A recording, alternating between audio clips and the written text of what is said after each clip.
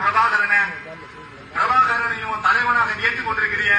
இப்போன்னு சொல்லி தந்தை பெரியார விமர்சனம் பண்ணா பிரபாகரன் எங்களுக்கு விமர்சனம் பண்ணதுக்கு பெரிய நேரம் இல்லை.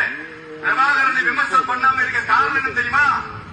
பிரபாகரனை இந்த மண்ணில் ஈழ தமிழருக்காக போராடினார் என்ற ஒற்றை காரணத்துக்காக தமிழகத்தில் இருக்கக்கூடிய பெரும்பாலும் தலைவர்கள் பிரபாகரனை மதிக்கிறார்கள். அந்த ஒற்றை காரணத்துக்காக தான் பிரபாகரனை இஸ்லாமியர்கள் தொட்டு கூட பார்க்கல. ஏன் தெரியுமா? காத்தாங்குடியில 100க்கு மேற்பட்ட மக்களை காத்தாங்குடி பள்ளிவாசல் அந்த பள்ளிவாசல காத்தாங்குடி பள்ளிவாசல்ல தோன்றிட்டு இருந்த மக்களுடைய முதலில் பின்னா சுட்டவன் தான் தலைவர் பிரபாகரன். எங்க தலைவர் அறிவித்திருக்கக்கூடிய தலைவர்களை பார். ஒரு உயிரை கொண்டதற்கு வரலாறு உண்டா? ஒரு உயிரை கொண்டதற்கு வரலாறு உண்டா? தலைவர் மனித உயிர்களை கொன்றவன்.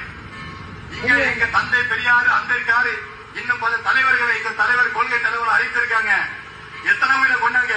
உனக்கு என்ன தகுதி இருக்கு சீமா? எங்க கொள்கை தலைவர்கள் பேசுறதுக்கு ஒன்ன என்ன தகுதி இருக்கு உனக்கு? அந்த கட்சியில இருக்கக்கூடிய இஸ்லாமிய சகோதரர்களுக்கு நான் சொல்கிறேன், என்ன தகுதி இருக்கு உங்களுக்கு எல்லாம்? ஆகவே ஏண்டா தற்குறி, யாரை கொண்டு போய் யார் கூட கம்பேர் பண்ணுற? தலைவர் பிரபாகரனை விமர்சிக்கிற அளவுக்கு நீ அரசியல் முதிர்வு பெற்றவனா? இல்லை நான் கேட்குறேன், அந்த ஆள் யாரை சுட்டு கொண்டாப்புல? குடும்பத்தை துன்புறுத்தினவங்களை சுட்டு கொண்டாங்களா?